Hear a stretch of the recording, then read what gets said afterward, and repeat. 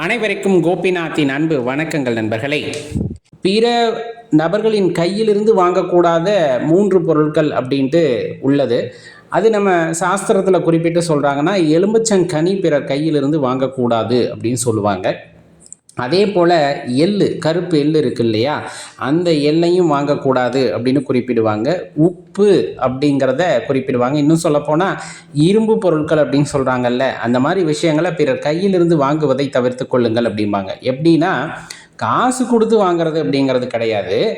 யாராச்சும் இலவசமாக கொடுக்குறாங்க அப்படிங்கும்போது அப்படி அந்த பொருட்களை நம்ம வாங்கக்கூடாது அப்படின்னு சொல்லப்படும்.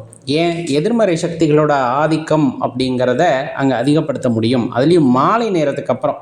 ஏன்னா சொல்லுவாங்க, நம்ம கவனிச்சிருப்போம் இல்லையா, சாயந்தரத்துக்கு மேலே யாரும் பாலை கொடுக்காதீங்க, உப்பு கொடுக்காதீங்க, இந்த மாதிரி சொல்லுவாங்க இல்லையா, அது அந்த இடத்துல வாங்கவும் கூடாது அப்படிங்கிறத தெளிவாக தெரிஞ்சுக்கணும்.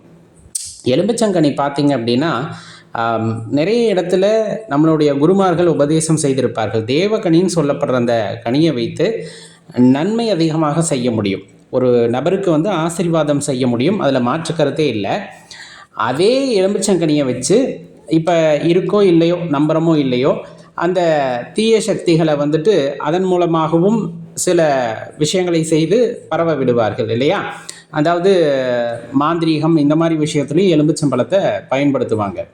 ஒன்று, அதன் காரணம் பொருட்டு தெரியாத நபர்களிடமிருந்து எலும்புச்சங்கனியை மாலை நேரத்திற்கு பிறகு இருள் சூழ்கின்ற நேரத்திலே கை நீட்டி வாங்கக்கூடாது அப்படின்னு சொல்லப்படுறதுனால பொதுவாகவே யார்கிட்ட இருந்து வாங்காதீங்க அப்படிங்கிற மாதிரி சொல்லிடுவாங்க.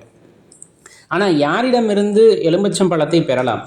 கோவிலில் குருமார்களிடமிருந்து அல்லது நமக்கு உபதேசம் கொடுக்கின்ற குருமார்களிடமிருந்து, அதாவது நம்மளோட ஆசானா ஏற்றுக்கொண்டவர்கள், ரிஷிகள், இந்த மாதிரி சொல்கிறோம் இல்லையா, ரொம்ப ஞானிகள் மாதிரி இருக்காங்க இல்லையா, அவங்க கையிலேருந்து ஆசீர்வாதம் செய்யப்பட்டதை வாங்கலாம்.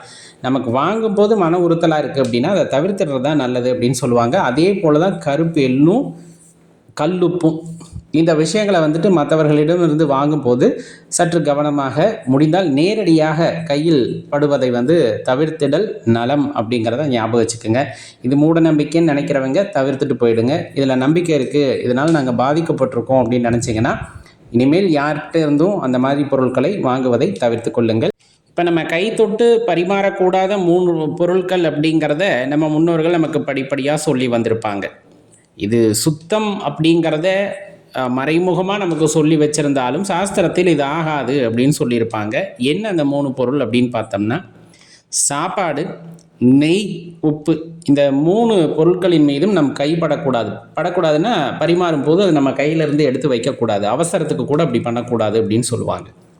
இன்னும் சொல்லப்போனால், இப்போ பந்தியில் உட்காந்துருக்காங்க அப்படின்னா அவங்களுக்கு உப்பு கொடுக்குறோம்ல, அவங்க கையிலையும் போடக்கூடாது, அதே போல் நேராக சாப்பாட்லேயும் போடக்கூடாதும்பாங்க.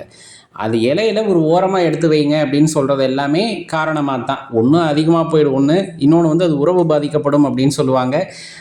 இதெல்லாம் தாண்டி அதுக்குள்ளே சில விஷயங்களும் இருக்கத்தான் செய்கிறது. நன்றி, வணக்கம்.